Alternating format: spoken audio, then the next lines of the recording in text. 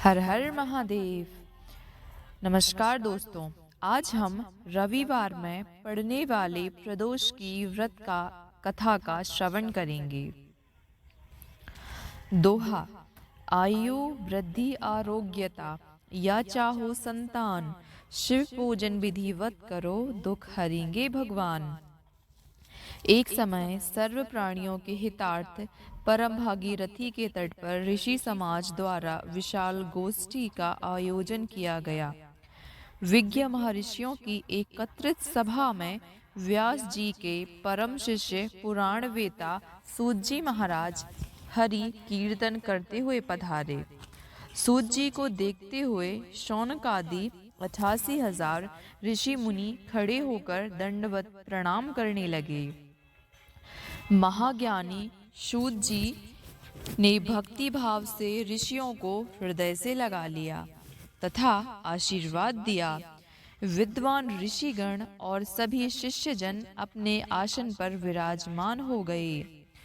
मुनिगण विनीत भाव से पूछने लगे कि हे परम दयालु, कलिकाल में शंकर भगवान की भक्ति किस आराधना द्वारा उपलब्ध होगी? हम लोगों को कृपया करके बताने की कृपा कीजिए, क्योंकि कलयुग के सभी प्राणी पाप कर्म में निवृत्त होंगे, वेद शास्त्रों से विमुख होंगे, दीनहीन जन अनेक संकटों से त्रस्त रहेंगे। हे मुनि श्रेष्ठ, कलिकाल में सत्कर्म की ओर किसी की रुचि नहीं होगी। जब पुण्य क्षीण हो जाएंगे तो मनुष्य की बुद्धि आसक्त कर्मों की ओर खुद ब खुद प्रेरित होती चली जाएगी, जिससे दुर्विचारी पुरुष वंश सहित समाप्त हो जाएंगे। इस अखिल भूमंडल पर जो मनुष्य ज्ञानी होकर ज्ञान की शिक्षा नहीं देता, उस पर परमपिता परमेश्वर कभी भी प्रसन्न नहीं होते। हे महामुनि, ऐसा कौन सा उत्तम व्रत है, ऐसा कौन सा उत्तम उपवास है, ऐसी कौन सी पूजन विधि विधान है जिसके करने से कलयुग का मनुष्य मनवांछित फल की प्राप्ति करेगा? कृपया करके बतलाने की कृपा कीजिए। ऐसा सुनकर दयालु हृदय श्री सूत जी महाराज कहने लगे कि हे श्रेष्ठ मुनियों तथा शौनक जी, आप धन्यवाद के पात्र हैं। आपके विचार सराहनीय हैं एवं प्रशंसनीय हैं। आप वैष्णव अग्रगण्य हैं, क्योंकि आपके हृदय में सदा ही परहित की भावना निवास करती है। इसलिए हे शौनकादि ऋषियों, सुनिए, मैं उस व्रत को आपसे कहता हूँ जिसके करने से सभी प्रकार के पाप नष्ट हो जाएंगे, धन की वृद्धि कारक होगी, दुख विनाशक होगी, सुख प्राप्त होगा, संतान देने वाला होगा, मन वांछित फल प्राप्त करने वाला। यह व्रत मैं आपको आज बताता हूँ, जो किसी समय भगवान शंकर ने माता सती को सुनाया था और उनसे प्राप्त कर यह परम श्रेष्ठ उपदेश मेरे पूज्य पाल गुरु जी ने मुझे सुनाया था, जिसे आपको समय पाकर शुभ बेला में मैं सुनाता हूँ। बोलो उमापति महादेव भोले शंकर भगवान की जय। सूत जी कहने लगे कि आयु वृद्धि स्वास्थ्य लाभ हेतु रवि त्रयोदशी का व्रत करें। इसकी विधि इस प्रकार है। प्रातःकाल स्नान करके निराहार रहकर शिव ध्यान में मग्न होकर शिव शंकर के मंदिर में जाकर शंकर की पूजा करें। पूजा करने के पश्चात अर्धपुंड त्रिपुंड का तिलक धारण करें, बेलपत्र चढ़ावें, धूप दीप अक्षत से पूजा करें, ऋतुफल चढ़ावें, ओम नमः शिवाय मंत्र का रुद्राक्ष की माला से जाप करें, ब्राह्मण को भोजन करा के सामर्थ्य अनुसार दक्षिणा दें। तत्पश्चात मौन व्रत धारण करें। व्रती को सत्य भाषण करना चाहिए, हवन आहुति भी देनी चाहिए। ओम ह्लीं क्लीं शिवाय स्वाहा इस मंत्र से आहुति देनी चाहिए। इससे किसी भी प्रकार के अभिष्ट फल की प्राप्ति होती है। व्रती पृथ्वी पर शयन करे, एक बार भोजन करे, इससे उसके सभी कार्य सिद्ध हो जाएंगे। श्रावण मास में तो इसका विशेष महत्व बताया गया है।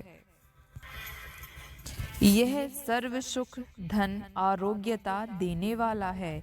यह व्रत इन सभी मनोरथों में पूर्ण करने वाला है। हे ऋषिवरों, यह प्रदोष व्रत जो मैंने आपको बताया है, किसी समय शंकर भगवान ने माता सती जी को और वेद व्यास जी ने मुनि को मुझको सुनाया था। शौनकादि ऋषि बोले, हे पूज्यवर, हे महामते, आपने यह व्रत परम गोपनीय, मंगलकारक, कष्ट निवारक बतलाया है। कृपया कर यह बताने का कष्ट कीजिए कि यह व्रत किसने किया और उसे क्या फल प्राप्त हुआ।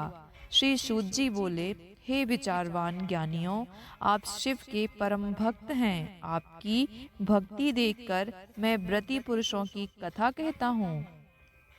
एक ग्राम में अति दीन ब्राह्मण निवास करता था। उसकी साध्वी स्त्री प्रदोष व्रत किया करती थी। उसके घर एक ही पुत्र था। एक समय का जिक्र है जब वह पुत्र गंगा स्नान करने के लिए गया। दुर्भाग्यवश मार्ग में उसे चोरों ने घेर लिया। वह कहने लगा, हम तुझे मार डालेंगे, नहीं तो तू अपने पिता का गुप्त धन बतला दे।